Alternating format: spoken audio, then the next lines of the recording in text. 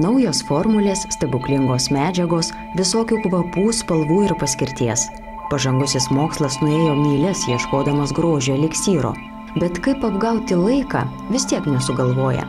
Vargstame dėl grožio, kaip vargome. O jei galvą tenka sukti ir dėl rimtesnių bėdų.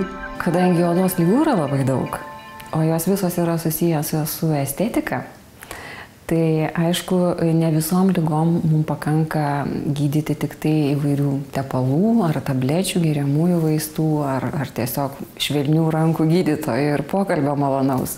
Kartais reikia intervencijos, kartais reikia netgi chirurgijos, apgamo, pavyzdžiui, išpjovimo. Tačiau yra tokių bėdų, kurios labai gražiai yra sutvarkomos lazeriais. Tie lazeriai stebuklingas žodis, iš tiesų tai yra šviesos spindulys, kurio nereikėtų bijoti, tai yra ta pati mūsų dienos šviesa, matomoji šviesa, tik tai yra tam tikras spindulys paimtas tam tikrai problemai odoje naikinti. Čia, Baltijos ir Amerikos klinikoje Vilniuje, galima sakyti drąsiai, procedūros atliekamos moderniausiais lazeriais pasaulyje, visokių rūšių, visokiems atvejams. Jeigu yra įvairūs odos dariniai, tai pradedant karputėm, papilomom, įvairiom išaugom, taip pat apgamais kai kuriais, kurie tarsi burbuliukai kartais yra veido centre ir tikrai moteriai ypač grožio didelio nesuteikia, o kelia diskomfortą psichologinį ir estetinį, jo neužmaskuosi.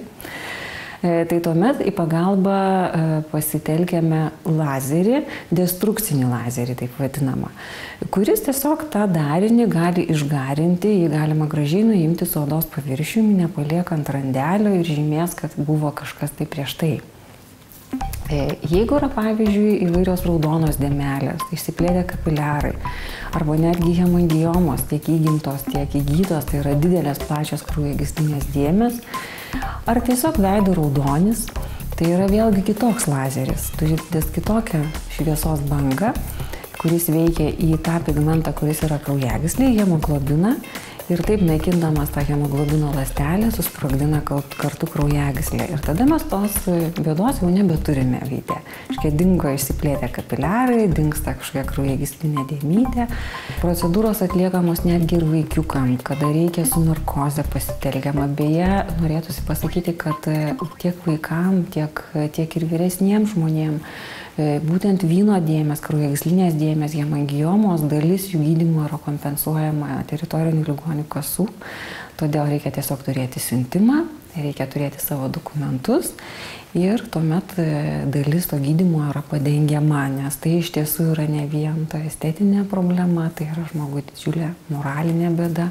Jeigu tai yra pusė veido raudono ar galūnė raudono, tai galima įsivaizduoti, kaip tas žmogus gali jaustis. Dar vienas lazeris, tai yra frakcijinis lazeris, kur pats pavadinimas sako, kad jis veikia ne tiesiog ištisas vientisas spindulys, bet spindulys yra frakcijomis. Tai yra tarytum per kiaurasamtį praeina spinduliukai ir todėl odos paviršius yra visiškai nepažeidžiamas, bet tos frakcijos spindulių, dalis spindulių nueina giliau į odą.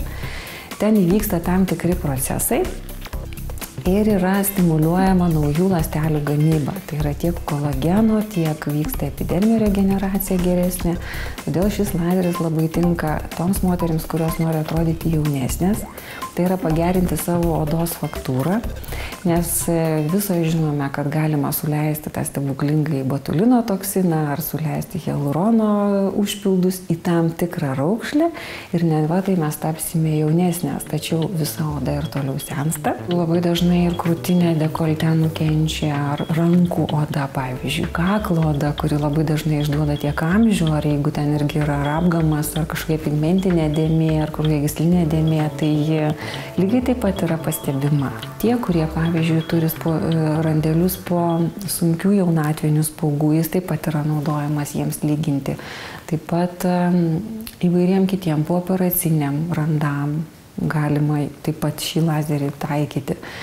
Taigi galimybių yra tikrai nemažai Baltijos Amerikos klinikoje, tiesiog visuomet reikia, turbūt prisiruošti ateiti. Procedūros neužtrunka ir nėra skausmingos. Nejautra taikoma tik judriems vaikams. Jokių ryškesnių pėdsakų odoje lazeriai nepalieka. O organizme? Ar galime būti tikri, kad gydymas lazeriais nekenkia sveikatai? Ir labai aiškiai galima žinoti, žinant tą spindulio ilgį, kiek giliai jis gali prasiskverbti į odą. Tai jokių būdų nėra rentgeno spinduliai, tai jokių būdų nėra netgi ultravioletiniai spinduliai, kurie taip pat žaloja odą daugiau negu lazeris. Visada žinai, kiek jisai eina į gilį ir kokią vietą jisai, kokį darinį jisai veikia. Iš esmės, po visų šių procedūrų žmogus kitą dieną gali eiti į darbą, dirbti savo namuose įvairius darbus. Labai kažko daug neuždraudžiame išskyrus mėgautis soliariumais, ultravioletiniais spinduliais ar pirtimis. Registruotis į procedūras Baltijos ir Amerikos klinikoje galima internetu arba telefonu Vilniuje 234 2020.